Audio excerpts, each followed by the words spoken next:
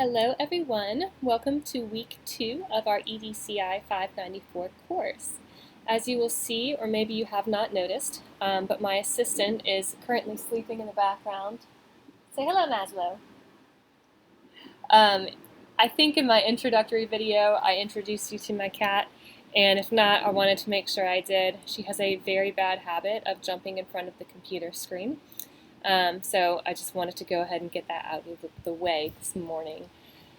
And this week we will be continuing our learning module on an introduction to giftedness. And mainly we've been looking at some myths versus realities of what it means to be gifted.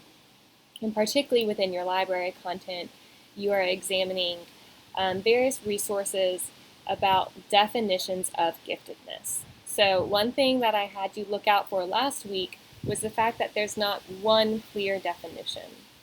That is because gifted education is a state-by-state service. So gifted education in South Carolina will look very different than gifted education even in North Carolina. One of the most interesting projects I've ever worked on was a grant for gifted education for military schools. So children of active military members, and it was such an intriguing case because we were working to make sure that those students were always identified as gifted, no matter what state they were currently living in. So there's definitely a political side to gifted education, and I want you to constantly, in this class, think about how that trickles down to the student. Imagine if you grew up in South Carolina, you were identified as gifted, but then when you moved to Texas, you were no longer identified as gifted. That will definitely impact that child. When we start next week's learning module on the characteristics of gifted children, we'll look more deeply into what might these students behave like in the classroom. How can we identify them, not just by a standardized test. So in terms of today's quick video, I have kind of two things I want to get through here. So the first is I want to recap your myths and realities survey, mainly because there's a couple of important ones I always like to make sure I touch on, and then I'll just introduce discussion 1. So fold this over to make it easier to read here. Okay, so myths and realities. These are ones that several of you guys were interested in or wrote about in your myths and realities reflection. So I want to talk about cooperative learning and ability grouping together. So the myth about cooperative learning was, I believe, the very first question. And a very common belief in gifted ed, or just in education in general, is the importance of heterogeneous grouping. Heterogeneous, if any of you are my biology friends, meaning different, right? So different abilities in one group, different students in one group. I 100% agree with that, and you will never hear me say that I do not agree. So the myth is that we should be placing students who are gifted with students who are struggling. And that's probably one of the easiest ways to inadvertently harm both the student who is gifted and the student who is struggling in content. I see this all of the time in the classroom. If the student who is gifted finishes early, they're often tasked with helping a student who is struggling. So that's kind of where this heterogeneous grouping comes from, of let's make various levels of ability and then they'll work together. So the argument there would be good in the sense that we have diverse viewpoints, but really what happens is for the students that are gifted, they oftentimes will see that as a form of punishment. Why do I need to re-explain something that I already understand? And also, I want you to know that gifted students think differently. They interpret their world differently. So oftentimes they will explain material in a way that is confusing to a student who may be struggling. Now, I'm probably stepping on a lot of toes right now. So let me explain this a little bit further. What I'm not saying is that we should have only homogeneous groups. The issue here is that we think, oh, well, if we place all the gifted students together, that means it's a homogeneous group, a same group. No, it doesn't. gifted kids are all over the place, guys. So the notion that we should group by ability and that we should have our students who are gifted working together, that does not mean those groups are still not heterogeneous. It just means they're more homogeneous in their ability level.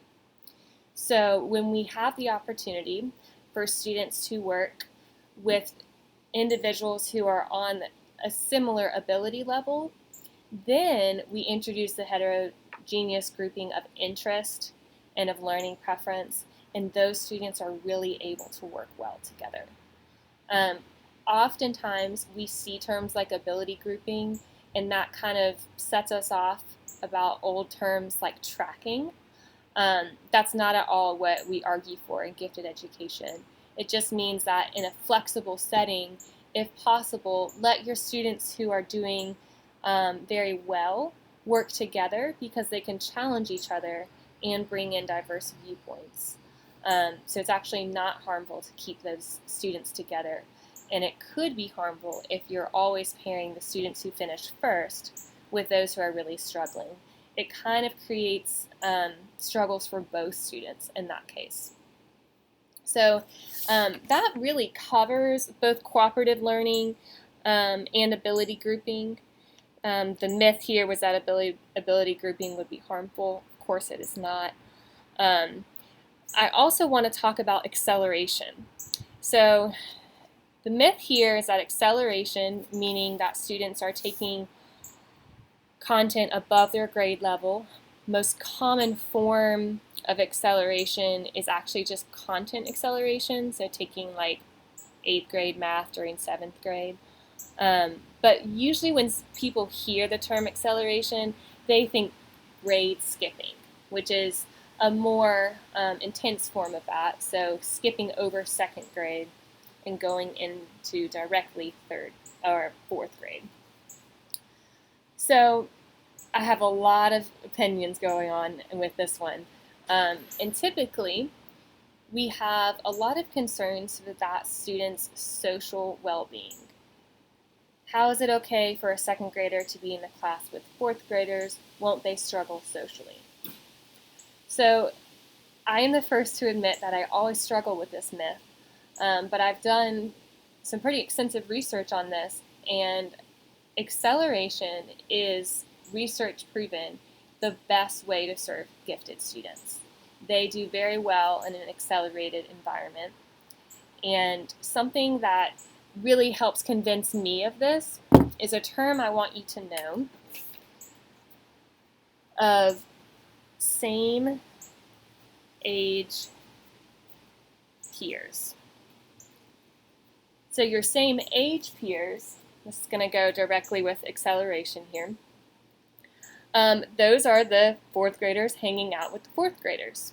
That's what we typically think about as our peer groups. But then we also have something called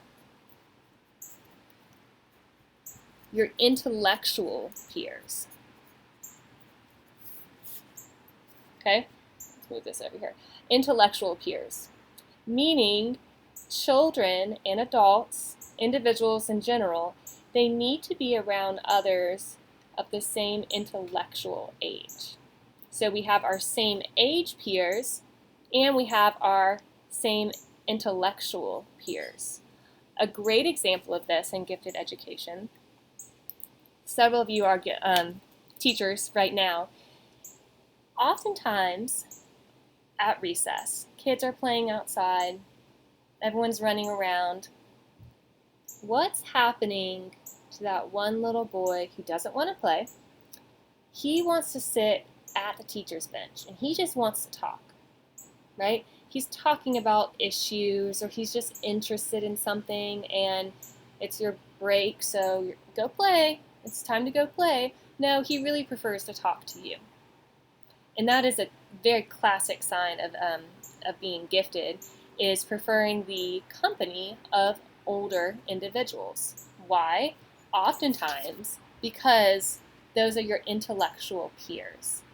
So you can think about acceleration in a couple of different ways. If, for example, you have a child who could be accelerated, this is an extreme example, but from 2nd grade to 4th grade, if you decide, we don't want to do that, then you're keeping them with their same age peers, but you're actually not allowing them to interact with their intellectual peers. So they have this really interesting asynchronous development going on where their actual age does not match their intellectual age.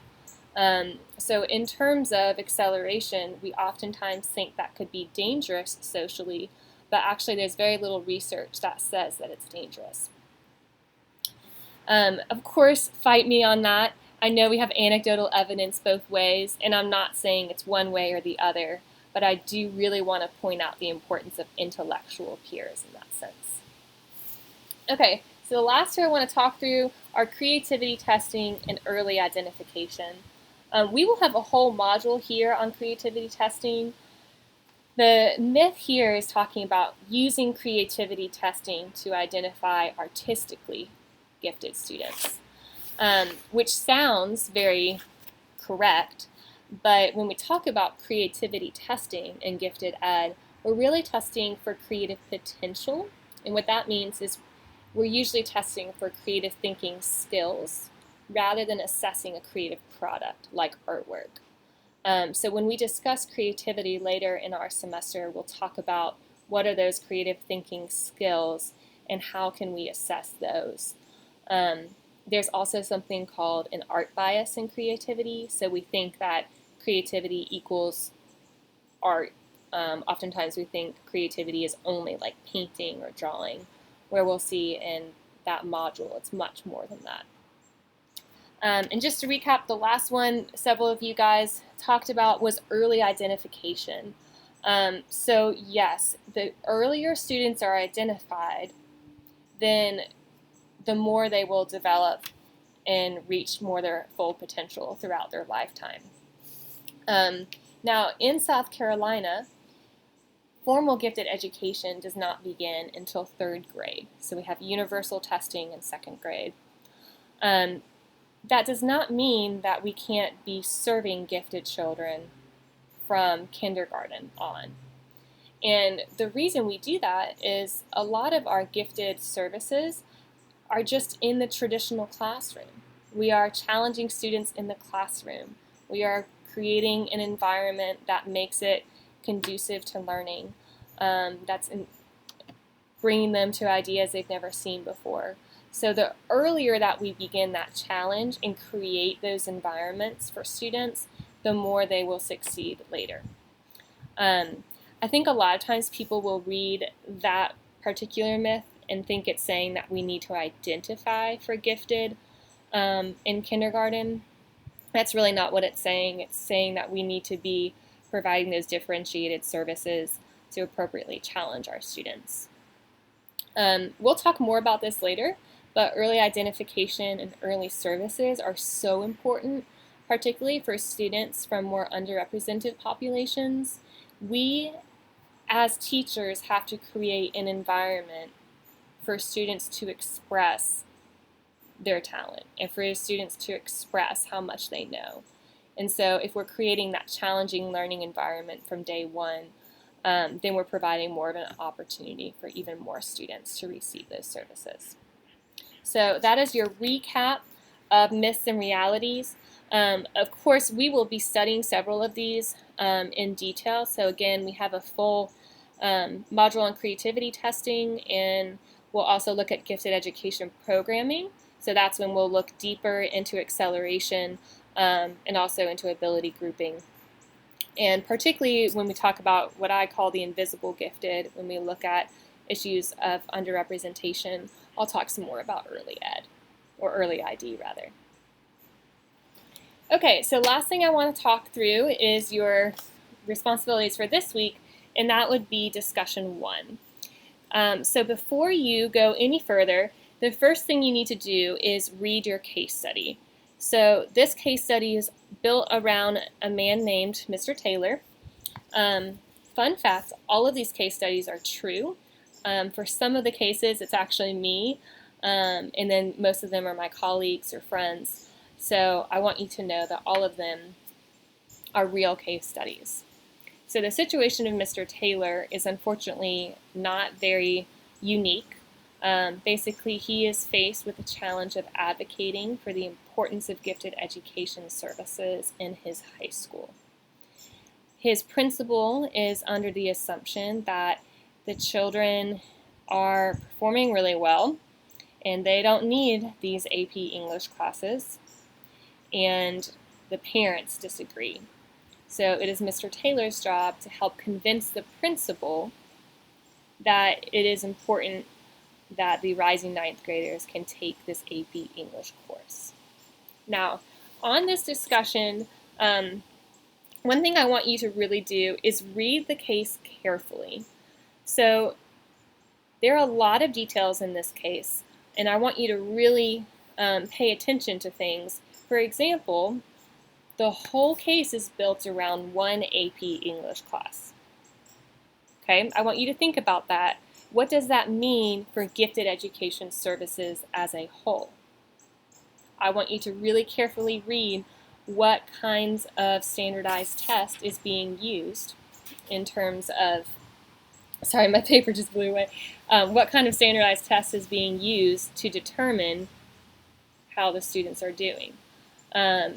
So make sure that you're reading the case study really carefully. This has got some definite detail that's important here. So when you're writing your discussion board post, I want you to pretend like you are Mr. Taylor. So the prompt is, how could Mr. Taylor convince the principal that gifted education is necessary?